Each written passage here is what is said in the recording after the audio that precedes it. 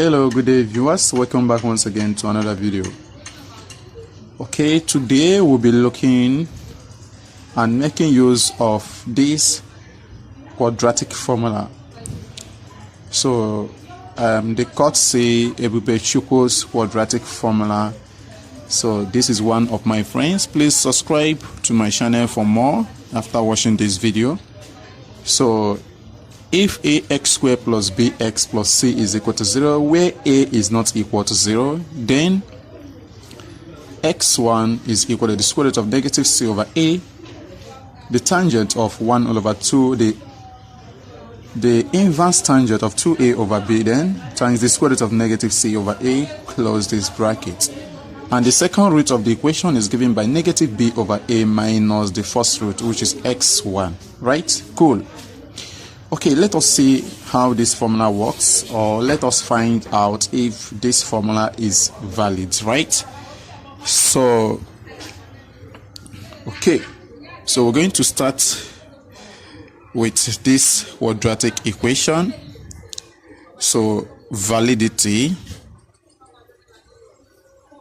So let us start with x squared minus 5x plus 6 is equal to 0, right? So here a is equal to the coefficient of x squared, which is 1, b is equal to the coefficient of x, which is negative 5, and c is equal to the constant c, 6, right?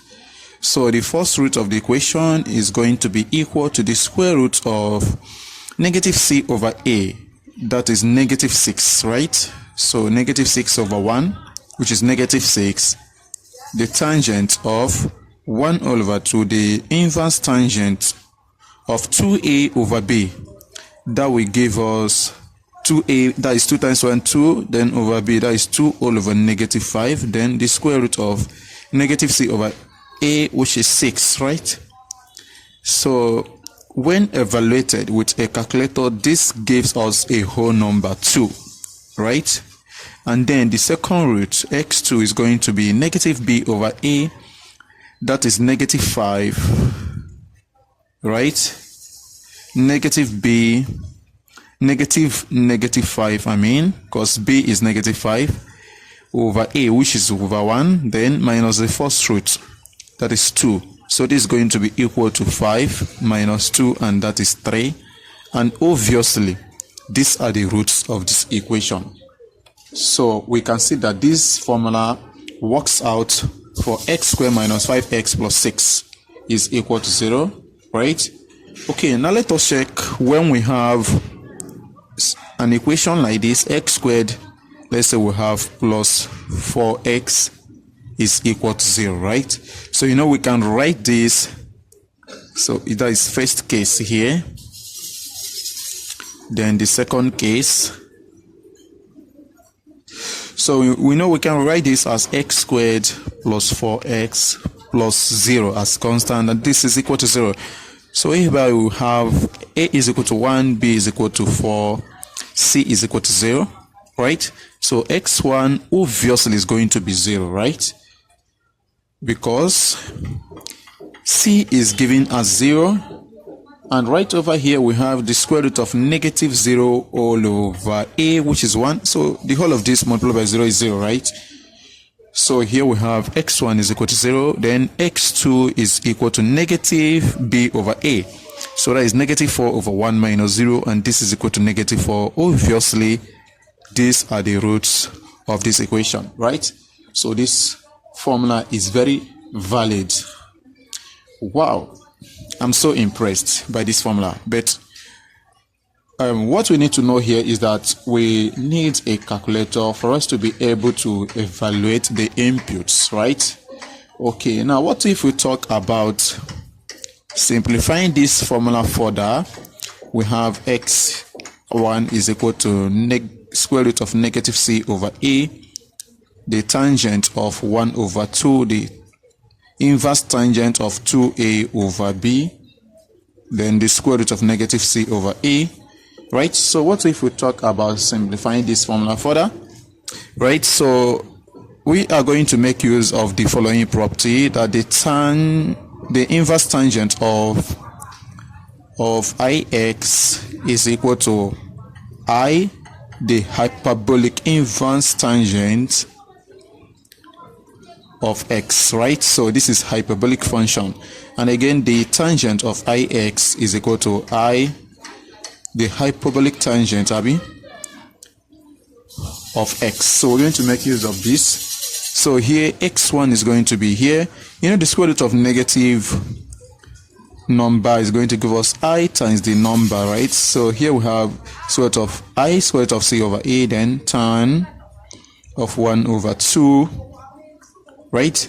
Then the inverse tangent of, we're going to have 2ia over b, then the square root of c over a.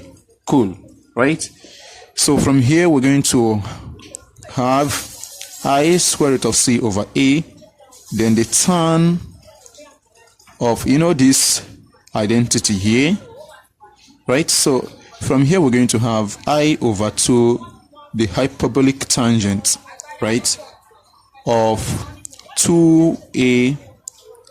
Then we can make use of the laws of indices here. So we have here square root of c, then all over b, the square root of a, then close this bracket. So from here we can make use of this finally, right?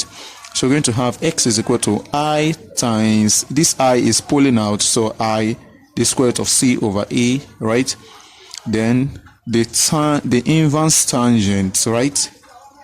So sorry, we have this is the inverse hyperbolic tangent.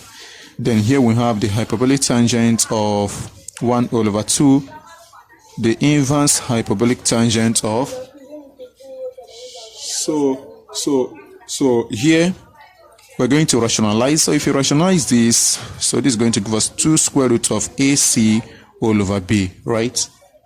Okay, so from here we get x is equal to I times I, that is negative 1, so we have negative square root of c all over a, the hyperbolic tangent of 1 over 2, the inverse hyperbolic tangent of 2 times the square root of ac all over b, then close bracket. So we can see that this is the simplified expression, right, or equation.